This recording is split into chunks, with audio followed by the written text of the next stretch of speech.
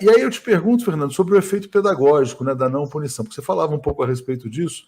Eu acho que o grande desafio... O Brasil teve vários golpes, né? Golpe de 37 do Getúlio, golpe de 45 para derrubar o Getúlio, golpe de 54... A democracia surge com golpe, a república surge com golpe, né? Exatamente. Golpe de 64, golpe de 54 que levou ao suicídio, golpe de 2016. O que o Brasil precisa fazer para ficar imune a novos golpes, a futuros golpes, caso, no bom cenário, a democracia seja restabelecida nessa eleição? O que seria o caminho para evitar futuros golpes de vez no Brasil? É fácil de falar e difícil de fazer. Nós precisamos aumentar o controle da sociedade civil sobre as nossas instituições. Nós não podemos ter mais instituições insuladas dentro de uma sociedade. O que eu chamo de instituições insuladas? O Exército é uma instituição insulada, as Forças Armadas como um todo. O Judiciário é outra. Né? O que significa isso? Significa que nós temos pessoas pagas por dinheiro público que não vivem no Brasil.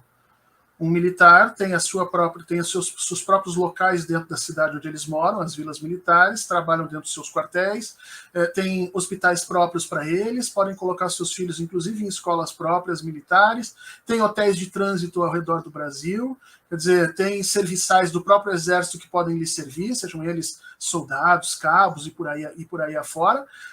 São criados e construídos a partir de cursos que são gerenciados por eles, não sei se você sabe, mas as escolas militares em todos os lugares no Brasil não são geridas pelo Ministério da Educação, e sim pelo Ministério do Exército. Né?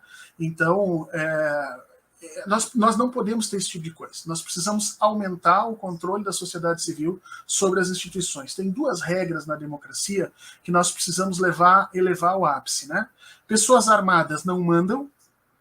Em nenhuma democracia do mundo, quem recebe o direito da sociedade de portar armas e recebe por isso, em nenhuma delas essas pessoas mandam. Portanto, a submissão que as polícias e o exército precisam ter à sociedade civil tem que ser total, e nós temos que transformar isso.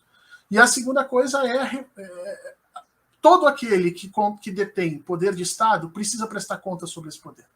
E o judiciário brasileiro, por exemplo, não precisa. Quer dizer, agora saiu esse escândalo aí de membros do Ministério Público no Brasil recebendo R$500 mil em carteira, no olerite, vamos dizer assim, né? Porque supostamente estão ganhando ali honorários. Isso é um escândalo.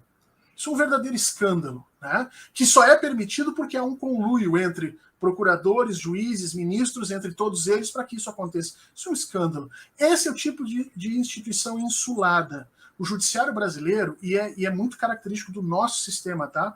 Nós temos um sistema principesco no Brasil. O judiciário brasileiro é um sistema do príncipe. Nós criamos a ideia de que juízes, para julgar bem, precisam estar acima de toda e qualquer pressão material. Então ele não pode sentir necessidades financeiras, ele não pode sentir necessidades materiais, ele não pode conviver com as pessoas, e nós criamos um sistema em que essas figuras pairam sobre a nossa sociedade, julgando pessoas... Desculpa, olha só.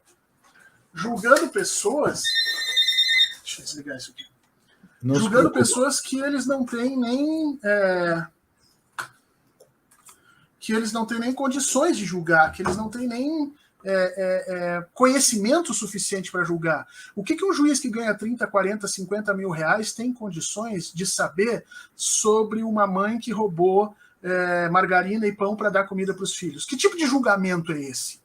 Então, nós precisamos parar com esse tipo de situação. É porque nós construímos instituições insuladas, instituições sobre as quais a população não tem nenhum tipo de controle, que nós ficamos levando golpes em looping, como você bem demonstrou aí na história do Brasil.